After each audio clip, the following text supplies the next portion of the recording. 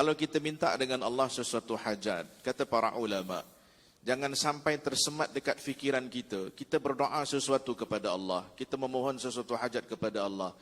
Lalu kita fikirkan pula, bila agaknya Allah akan bagi? Bagaimana agaknya Allah akan bagi? Berapa kadarnya Allah akan bagi? Ini soal mauhub, pemberian yang datang daripada Allah. Tanggungjawab kita di sisi Allah adalah matlub, yang dituntut. Soal bagaimana Allah bagi, berapa Allah bagi dan bila Allah bagi, itu terserah kepada Allah Subhanahu wa taala. Sebab itu dalam proses penghijrahan ada satu nilai yang paling besar yang kita belajar daripadanya adalah proses tawakal yang begitu tinggi kepada Allah. Tawakal ini kalau bahasa yang paling mudah, kita mewakilkan kepada Allah. Kalau wakil kepada manusia, contoh kan, kalau kita ambil secara analogi yang mudahnya, ada satu majlis yang kita tak dapat datang, kemudian kita minta kawan kita wakilkan. Kita pun telefon pada dia, minta tolong wakilkan, saya tak dapat datang. Bila wakil sesama makhluk ni, dia boleh jadi dua kemungkinan.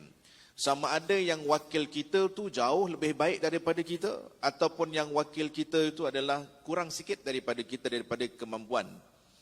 Tapi kalau kita hilang kemampuan, dan bila kita serahkan ketidakkemampuan kita kepada Allah Subhanahu wa taala dalam memahami proses tawakal, kita dah habis upaya sebagai seorang hamba Allah.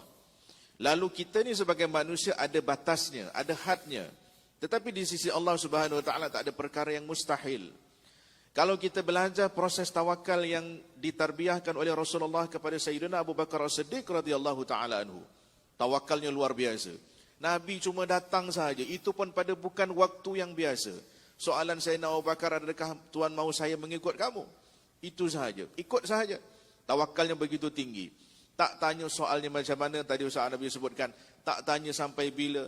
Ini dalam proses tawakal yang kita memahami bagaimana kurniaan Allah bagi, macam mana, bentuk yang macam mana, berapa kadarnya, bila masanya, adalah itu tertakluk kepada Allah Subhanahu wa taala. Kalau kita belajar daripada Sayyidatuna Hajar sebagai contoh, Sayyidatuna Hajar, ceritanya biasa kita dengar. Tapi kalau kita melihat daripada satu sudut, ketika beliau mencari air sebagai contoh, mencari air di antara Safa sampai ke Marwah, kita kalau dah tahu tempat tu tak ada air, kita dah tahu dah tempat tu tak ada air. Bukan sekali kita pergi, dua kali kita pergi, tiga kali kita pergi, kita akan stop dah. Kita kata tak payahlah, kita dah tiga kali dah pergi tempat tu tak ada air. Sayyidatuna Hajar bukan sekali, bukan dua kali, bukan tiga kali, 7 kali pusing di tempat yang sama. Kenapa tak beralih tempat? Kenapa tak pergi ke tempat yang lain? Sebab keyakinannya pada masa itu, tawakalnya kepada Allah pada masa itu, bukan kepada usaha yang sedang dilakukan, tetapi kepada yang akan memberi sebab atas usaha itu. Ulama sebutkan mengambil sebab untuk bergantung kepada yang memberi sebab. Nabi mengambil sebab untuk keluar ke Madinah, mengambil sebab perintah Allah untuk bergantung kepada Allah atas apa juga yang Allah berikan. Tawakalnya tinggi, redanya tinggi. Proses penghijrahan kita dalam apa yang Allah datangkan pada kita hari ini adalah untuk